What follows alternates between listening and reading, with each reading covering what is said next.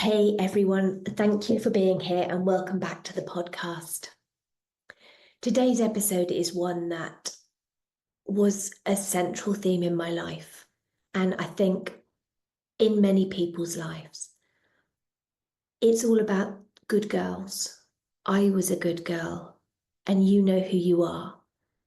You're the one who always puts other people first, who sacrifices your time, your energy, your life, your dreams, for the sake of keeping everybody else happy. You say yes, even when you're screaming no inside.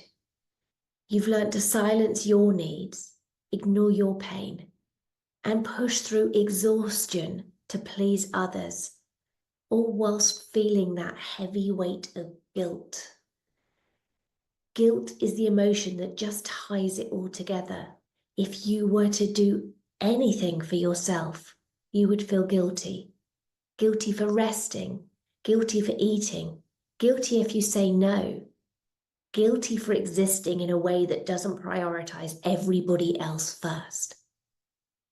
So in this episode, I want to talk about how guilt shapes our behavior and how it shows up in disordered eating and our relationship with our bodies. So if you've been living in self-sacrifice, restriction, and overwhelming guilt, this episode is for you. We're going to explore where this guilt comes from, how it keeps you stuck, and how letting it go will help you reclaim your life. So to begin with, I'd like you to just join me in taking a couple of deep breaths just for you, not for anybody else, just you. Okay, so breathe in through your nose and exhale. Remember, this time is for you.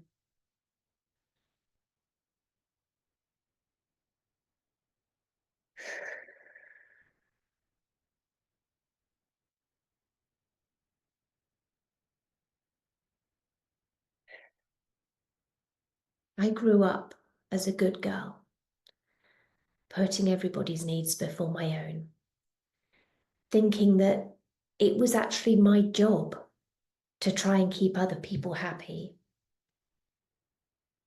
And this is the root of the good girl mindset. It's not something that appears out of nowhere.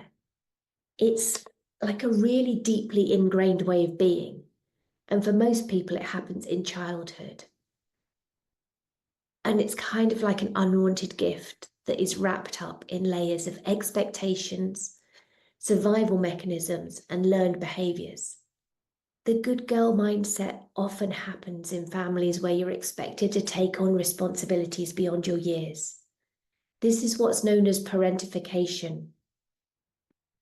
When you look after your siblings or help manage the emotion of your parent, these moments are when you learn, whether someone said it outright to you or not, that your worth was tied to what you could do for others.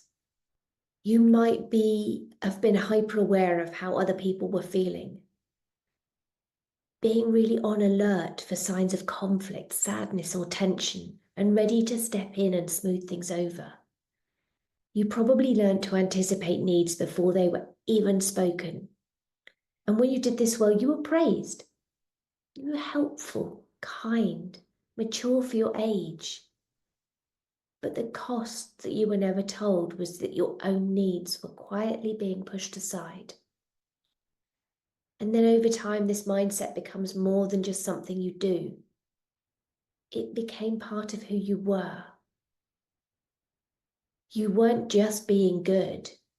You had to be good, to feel safe, to feel loved, to feel worthy. The good girl mindset can be deeply tied to how we understand love.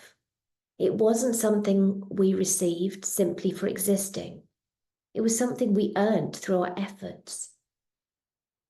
You might have watched the adults around you, particularly the women in your life, your mum, your grandmother, sacrifice themselves for other people. Perhaps you saw your mum giving everything to her family, putting her own needs first. And you internalized that this is what love looked like. Love was working to serve others. Love was labor. You learned that if you were kind and selfless and accommodating, that made you acceptable. But if you asserted yourself and showed your emotions, if you showed anger or you needed too much, you risked being rejected. How many times were you told, oh, you shouldn't be angry about that. You shouldn't be sad about that. Those feelings all got invalidated. But the world around you rewarded the parts of you that made life easier for other people and dismissed those parts of you that were messy, complicated, or demanding. And this created the belief, if I keep everyone happy, I'll be loved. But if I cause conflict or take up space, I'll be abandoned or rejected. The good girl mindset isn't just something that lives in your thoughts. You actually feel it in your body.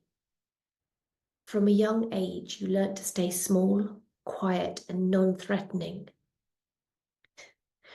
You'll have noticed that people responded differently when you smiled instead of frowned, when you helped instead of asked for help, when you were polite instead of asking for any needs to be met. But the good girl mindset doesn't come without consequences in your body. It creates tension, an underlying sense of hypervigilance. You're always on edge, always watching, always prepared to step in and fix things.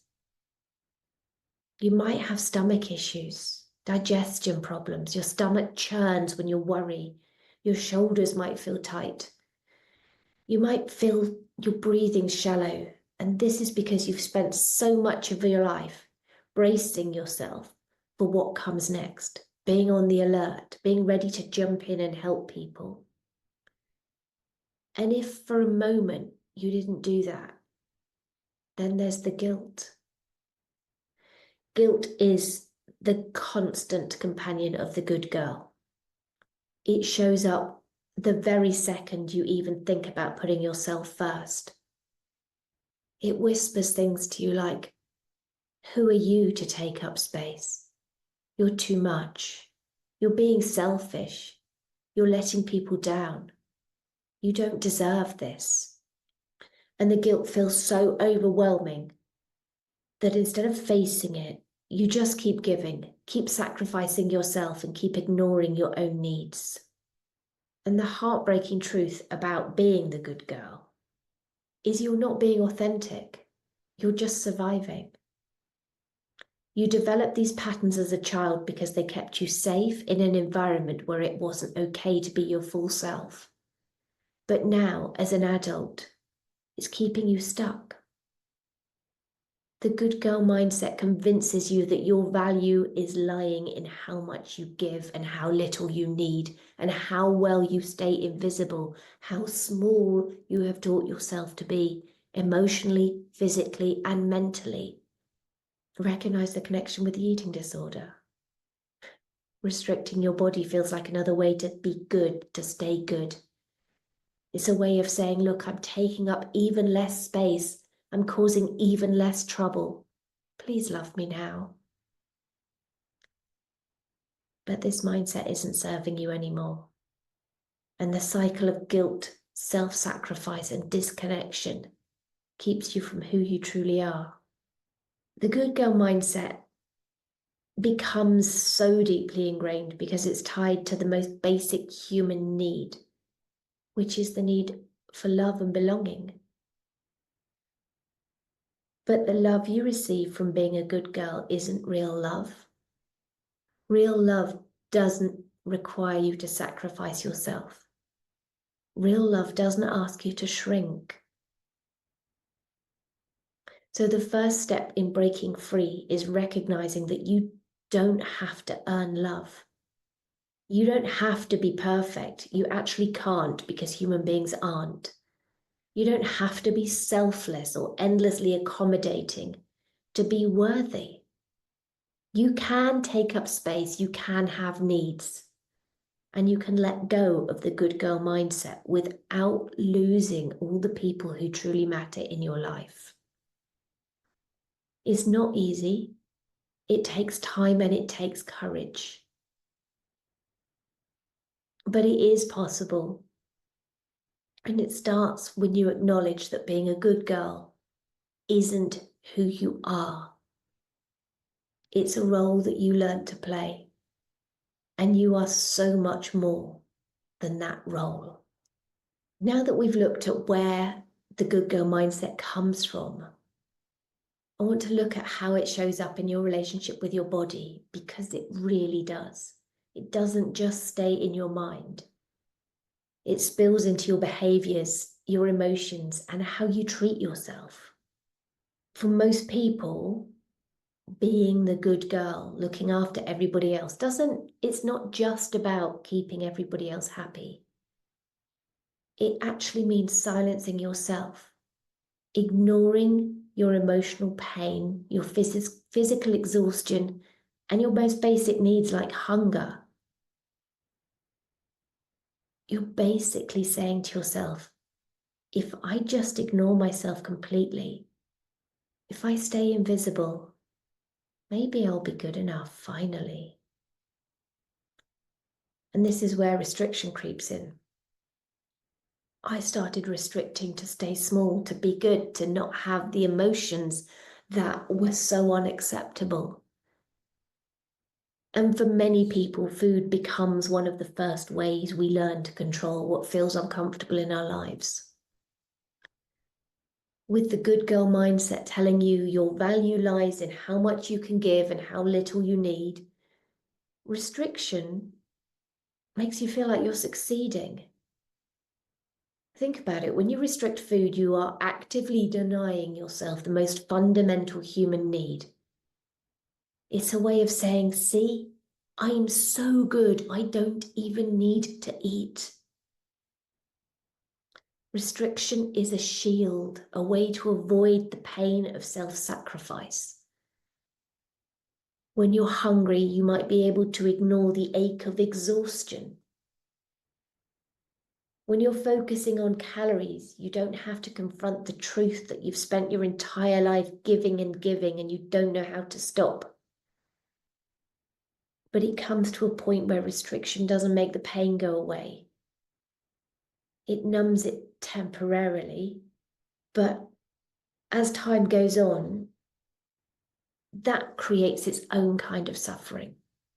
And no matter how much you try and silence your body, it keeps talking.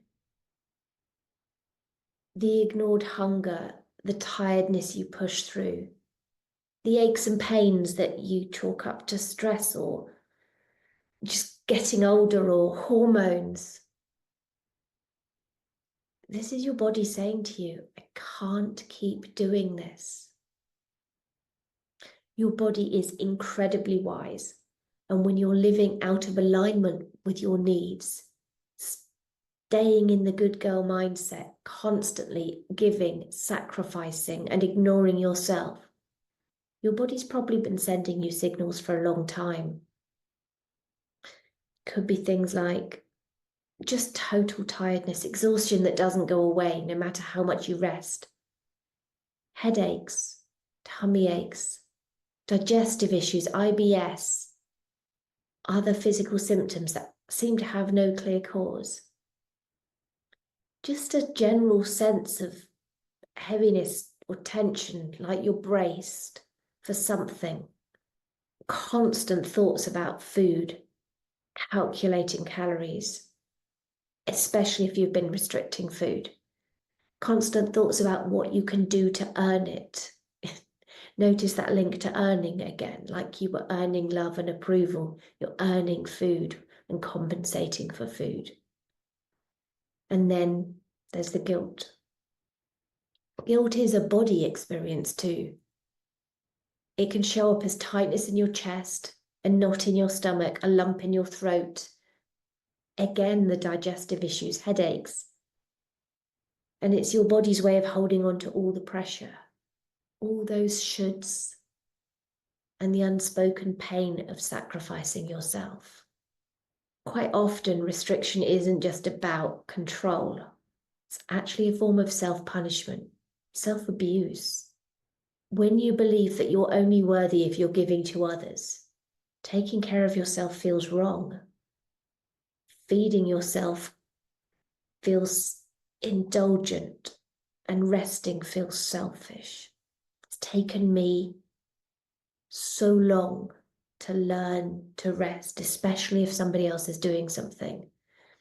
Even yesterday, I just felt completely exhausted, and I knew that my body was telling me I just needed a day to rest and not do anything.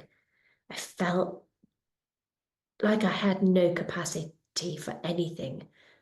And my husband asked me to help him with something, and I just burst into tears. I was so wiped out. And bless him, he said, right, okay, you're not doing anything else today. You're just going to sit and rest, and I'm going to do everything. And that was so kind and so sweet of him. And it was exactly what I needed. And I knew it was what I needed. And I did it. But it was still hard. And I still had some of those thoughts of, oh, I should get up and help. It's lazy to sit here. But it was what my body needed. And nothing, he was able to cope. He was able to do the stuff. There wasn't lots. But that deep conditioning of sacrificing myself and what I need is still stuff I work through. And with restriction, instead of honoring your hunger, you silence it. You deprive your body. You convince yourself that you don't deserve to give yourself what you need. And this cycle of deprivation, self-punishment, restriction, it only deepens the pain. And the more you ignore your body's needs, the louder she speaks. And you feel worse and worse and more in pain. And you find yourself in this loop, this never-ending spiral where restriction isn't just about staying good, it's about survival. And if you wonder why, when you try and eat, restricting feels safer than nourishing, is because it fits with the good girl mindset. It keeps you small, physically, emotionally, mentally. It lets you avoid the vulnerability of asking for help, the discomfort of expressing your needs, and that risk of disappointing others. When you restrict, you might think things like, if I don't eat, I won't be a burden. If I don't take up space, no one criticizes me. If I control my body, maybe I can control the chaos around me. But that safety it offers is an illusion. Restricting doesn't protect you from pain, it just disconnects you from yourself. When you restrict, you tell your body that your needs don't matter. But with all the pain and the tiredness and the anxiety and the tension that you feel, that's your body telling you a different story. Your body saying, I do matter, please listen to me. When you're ignoring your body's signals through restriction, overworking, ignoring your emotions, pushing them down inside you, this disconnection leads to physical health issues, digestive problems, exhaustion, hormonal imbalances, emotional numbness, which I used to think was actually a win, until I realized that all those feelings that I'd shut down, that I didn't feel, just built up inside me. And they have to come out one day. And it's so much harder when they're all there at once. Loneliness, isolation, because you've been ignoring that one relationship that matters most. That relationship with you, the one with yourself, the person you have said is so unacceptable. But when you start to accept yourself, you actually feel so much more accepted by everybody else. And it's never, ever too late to start listening to your body. take a moment to just ask yourself, what's my body trying to tell me right now? Like yesterday, my body just was saying, rest. Julia, you need to rest. What's your body trying to tell you? Are you hungry? Are you tired? Do you just need to start practicing acceptance? It's not easy to start listening to your body, especially when guilt is there telling you you don't deserve it. But every time you choose to listen to your body, even with those feelings, every time you choose to nourish your body, to sit down and rest, or to say no, you're actually telling yourself, I matter. And over time, the more you tell yourself you matter, the less those feelings of, I don't deserve it, are there. So now we've looked at how the good girl mindset is there in the first place and how it affects your relationship with yourself and your body. Let's look at what it means for your life as a whole, because these patterns of self-sacrifice, restriction, and guilt, they affect every aspect of your life. And that constant sacrifice ends up just feeling normal, how we were raised, what we saw modelled by adults around us, and actually what society still praises today. But life isn't meant to be a constant, unending sacrifice. Life's meant to be fun. You're meant to have joy. When you've grown up in the good girl mindset, sacrifice becomes second nature. It's how you think, act, and move through the world. You think you'll put off what you need because someone else's needs are more important. You can't rest unless you've earned it. And you probably never actually do feel like you've earned it. I used to be like, okay, so when I've done that, that, and that, then I'll give myself 10 minutes to sit down. But whilst I was doing that, that, and that, this, and this also came in. So they went onto my to-do list. And my needs got bumped further and further down until they were never met. And there's also those thoughts of, if I'm not doing this, if I'm not giving to others, overperforming, overworking, what's my value?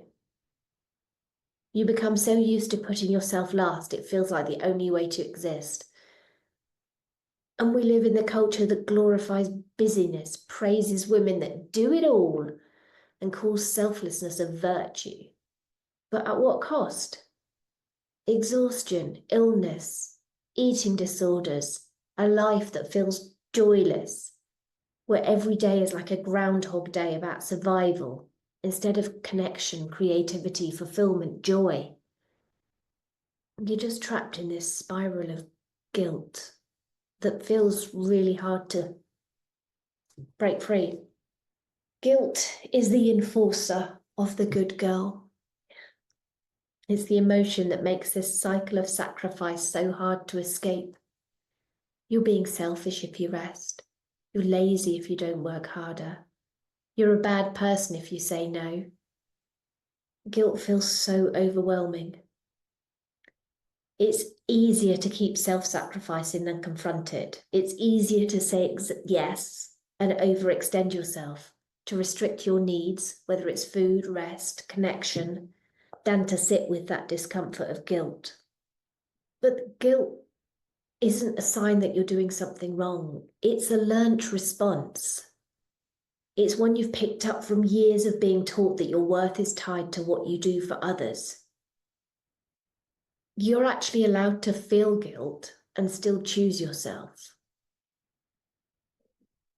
Because the reward for chronic self-sacrifice isn't love, admiration, or approval. It's burnout, illness, and resentment. You've probably felt this before, the exhaustion, the aches in your body, the heaviness in your heart.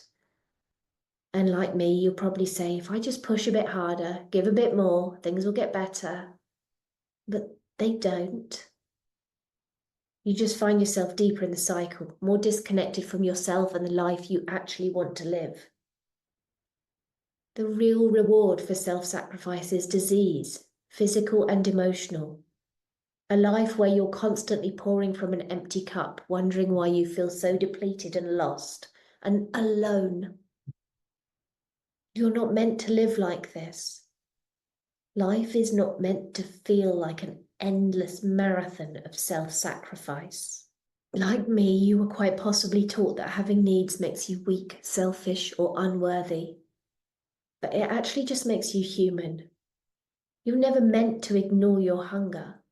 You're never meant to put yourself last over and over again, and you were never meant to shrink yourself to fit into a life that asks too much of you and gives too little in return. Your needs are valid. Your desire for rest, nourishment, joy, and connection is valid. When you're denying those needs, it doesn't make you stronger. It just makes you more disconnected from yourself. You are allowed to stop sacrificing yourself. You're allowed to rest. You're allowed to nourish your body. You're allowed to say no. And of course, you will worry about what might happen if you let go of the self-sacrifice. Will people think you're selfish? Will they leave? Will they reject you? Will your world fall apart? And some people might not understand. Some people might be upset with you. But the truth is, the people who truly love and support you will actually be so pleased for you that you're finally starting to take care of yourself. And the people that don't, they were never really there for you. They were just there for what you could give them. They weren't really your people. When you stop sacrificing yourself, you don't lose who you are, you rediscover it. You start living a life that honors your needs, your body, and your soul. What would it look like to rest without guilt for you? What would it look like to nourish your body fully, meet all your hunger? How would it feel to say no and trust that the world won't fall apart? Breaking this cycle doesn't happen overnight. You can't do it all at once. It's a practice, a little bit at a time. But every time you choose yourself, every time you rest, nourish, or honor your needs, you're starting to create a life that's about thriving, not just surviving. Guilt. Guilt is the enforcer of the good girl mindset. It's the voice in your head that keeps you stuck in patterns of overgiving, self-sacrifice, and ignoring your needs. But what if you didn't let guilt control you? What if you had the courage to say no, even when the guilt says you can't? Let's look into the word no, and why it feels so impossible to say it, and how learning to use it can actually transform your life. I was so scared the first time I said no.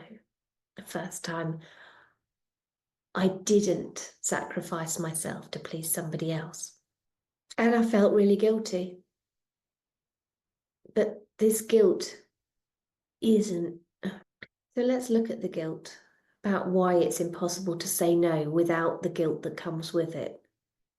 It's a deeply ingrained response. It's what you feel when you've been taught, consciously or unconsciously, that putting yourself first is wrong. It's years, decades of believing your worth is tied to how much you give and how little you need. When you think about saying no to partners, plans, people, pushing yourself too far, guilt is immediately there, in that little voice that says, who do you think you are? You're being selfish. You're going to disappoint them.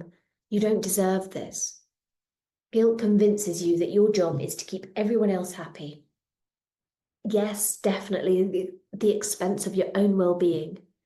And because guilt feels so uncomfortable, it's just easier to keep saying yes and sacrifice yourself than confront the guilt head on. Saying no feels hard for so many reasons. But one of the biggest is that it goes against everything you've been taught about being a good person. When you're a good girl, you believe that saying no makes you selfish because you're prioritizing your needs over someone else. Lazy because you're choosing rest instead of hard work. Unlovable because you're risking someone else's disappointment or disapproval. And on top of that, saying no requires you to trust that you can handle the consequences, whether it is someone's anger or disappointment, or just that horrible, uncomfortable, guilty feeling. And if you've spent your life avoiding conflict, trying to keep the peace, doing that feels impossible. But saying no is not selfish or lazy or making you unlovable. It's actually an act of self-respect. It's a way of honoring your needs and showing yourself that you matter. Saying no is really powerful. Every time you say no to something that drains you, you're saying yes to something that nourishes you. When you say no to overcommitting, you're saying yes to rest. When you say no to skipping a meal, you're saying yes to nourishing your body. When you say no to pushing past your limits, you're saying yes to healing. No is how you create boundaries, how you protect your energy, how you show up for yourself and the world and show them that you are worthy of care, even if that care comes from you. And at first, saying no feels terrifying. And yeah, guilt will be there. It will scream loudly. You'll feel selfish, irresponsible, mean. But the more you practice, the more you realize that it's just a feeling. It's not the truth. So when you start saying no, a few things will happen, and some of them won't be easy. It is possible you might lose some people in your life, because there might be people in your life who don't like boundaries, especially if they've benefited from your lack of them. And this did happen to me. I had someone in my life that I did so much for, and I was always there for her and helped her. And that's partly on her, but also on me because I needed to be needed. But when I started to say no, she didn't like it. I wasn't serving her anymore. And I did lose her. She did try to make me feel guilty and manipulate me. And it was hard. But it also showed me that she wasn't actually a friend. She was somebody I served, somebody I sacrificed myself for. And this can happen, but the people who truly love and respect you will support your decision to take care of yourself. The more you say no to things that drain you, the more space you create for things that fill you up. You start to have more time, energy, and capacity for joy, creativity, and connection. Things you might not have experienced in a long time. Your body will begin to heal. Saying no isn't just about protecting your emotional energy, it's about protecting your physical health. When you stop overcommitting and start honoring your body's needs, your nervous system will calm down, your stress levels will decrease, and your overall health will improve. But one of the most powerful things that happens is that you redefine your worth. You start to understand that your worth isn't tied to how much you do for others, and you're valuable simply because you exist. That makes you good enough. And it's not because of how much you sacrifice yourself for others. So let's look at how we can start saying no, because sometimes it does feel impossible and it can feel overwhelming. So start small. When someone asks for your time, energy, or commitment, pause before answering. Just give yourself a moment to think. You don't have to say yes immediately. You can say, I wish I could, but I can't commit to that right now. That doesn't work for me, but thank you for thinking of me. I've got other things that I'm prioritizing right now, so I'll have to pass. Blah, blah, blah, blah, blah. Please delete that whole section. Okay. So how do you start saying no? Because it can feel really impossible. It can feel totally overwhelming. And how you start is small. Quite simply, you start small. I started practicing like if you go out for a meal or a coffee and somebody asks you if you want the dessert menu, you say no, thank you. And you're saying no. And notice that you say no. Unless obviously you want dessert, in which case say yes, definitely do say yes. So scrap that bit as well. So how do you start saying no? Because it can feel really impossible. And the answer is you have to start small because otherwise it's just overwhelming. So you could start by practicing in shops when somebody comes up to you and says, "Can I help you?" And you can just say, "No, thank you." And you don't have to give an excuse. You don't have to say, "Oh, I'm just looking." You can just simply say, "No, thank you." And that's your first stage of practicing.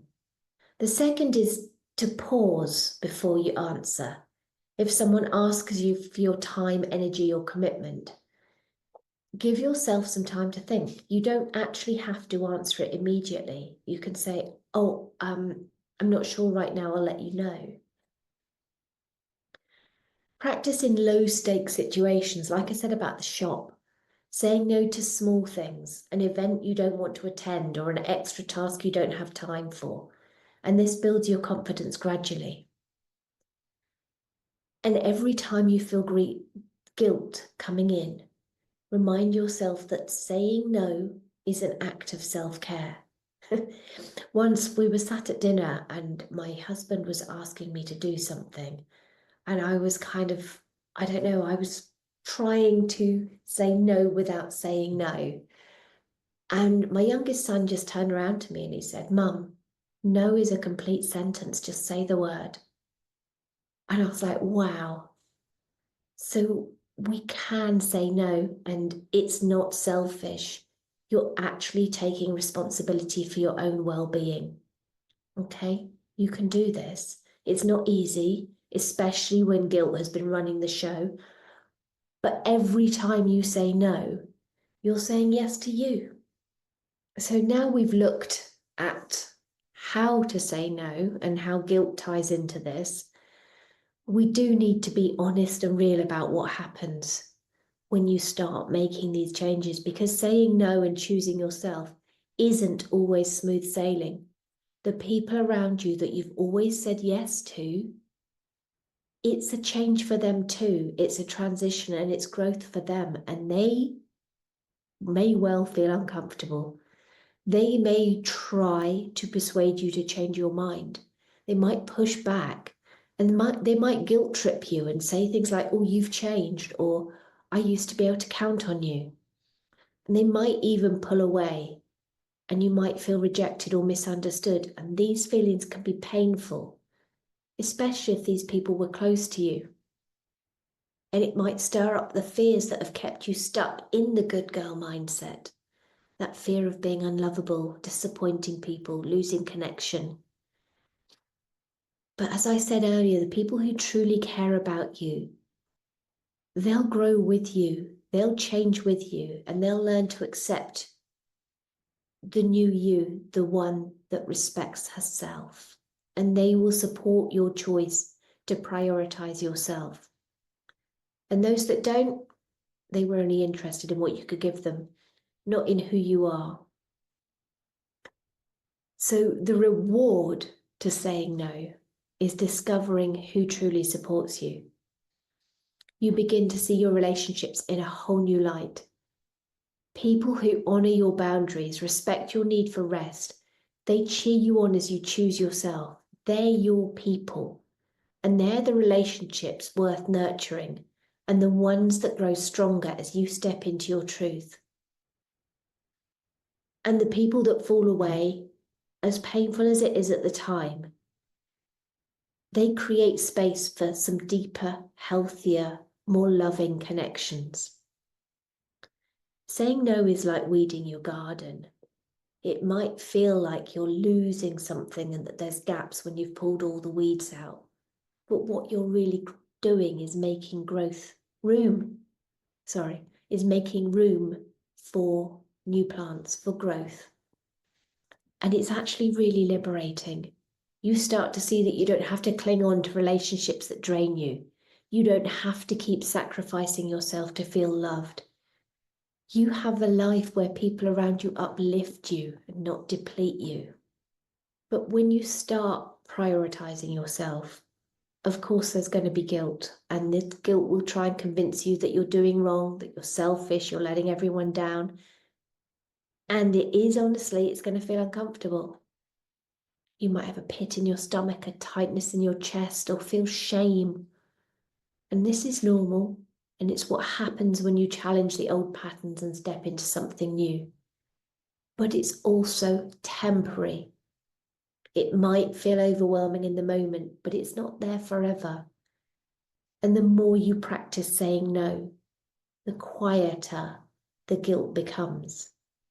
And on the other side of that guilt and discomfort is your authentic self and freedom, and you meeting your needs and reclaiming your life. And you start feeling calmer. Every time you say no to something that drains you, your body breathes a sigh of relief. You'll notice less tension, less anxiety, and your day-to-day life just feels better.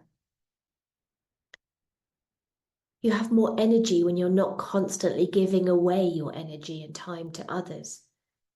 You have more to invest in the things that matter to you, the things that light you up, and you find joy. Self-sacrifice doesn't leave any room for joy, but when you say no to what doesn't serve you, you're creating space for things that light you up.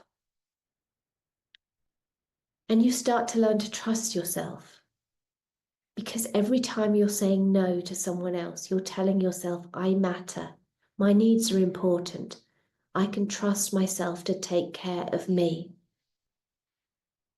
And while the risk of saying no is real, the reward is so much greater. Yes, it's possible you'll lose some people that weren't your people. Yes, you'll almost certainly face discomfort and guilt. But what you gain, freedom, self-respect, peace, is worth every moment of uncertainty. I just want you to take a moment now, just before I finish this episode, to imagine your life beyond the good girl mindset. Imagine a life where you say no without feeling guilty, where you meet your needs and nourish yourself and rest without shame, where you prioritize your joy and you feel deeply connected to yourself and the people that matter. I didn't used to believe it, but I've lived it, and this life is possible. It's not something distant or unreachable, and it's something you can start creating right here, right now, today. You don't have to be the good girl anymore. You don't have to shrink, sacrifice, or silence yourself to be worthy, to be good enough for love and connection. You are good enough just as you are. Thank you for listening to this episode and being with me on this journey.